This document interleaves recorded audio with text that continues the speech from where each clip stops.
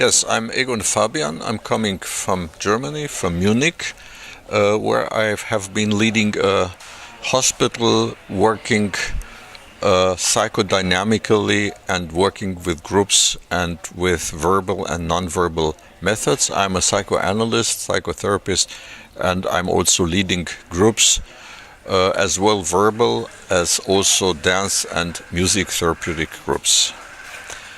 My lecture was about the transgenerational transmission of traumas, which I consider a very important extension of the area which is usually treated in psychotherapy, that is starting with the early remembrances, with the early experiences of the patient and going on with adolescence and adult age. All the events, the important experiences, the conflicts, and so on.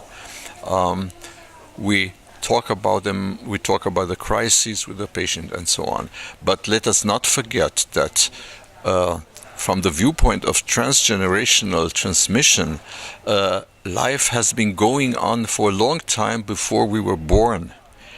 And we know today with certainty that many traumas, mainly, also good things, but also traumas which have not been worked through before our birth, continue from one generation to the other, or as it were, given over to the children. And this happens because our parents and grandparents, mainly coming from the war, wanted to forget. They thought that they could forget the horrible things which happened. And my speech was also directed to the fact that previous wars have left a scar in the collective consciousness, so that after the one war, one generation later came the next war and the next war, and this we can follow up for over 100 years here in Central Europe. So the two last traumas, the First and the Second World War, were at 21 years from each other.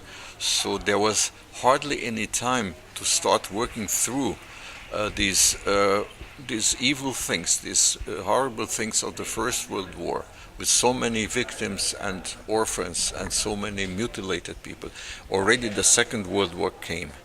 So this, I think, that we carry in ourselves the events and the traumas of many wars, and only a very small part of it is conscious. But I find that through work, conscious work, and encouraging the patient to inform himself, but also with his dreams, which tell us a lot about former traumas and former lives of relatives. And there are also other ways in which we can elicit recollection, we can enforce the recollection, that we widen the scope of psychotherapy, and it is worth trying to go on this way. Thanks, Sam.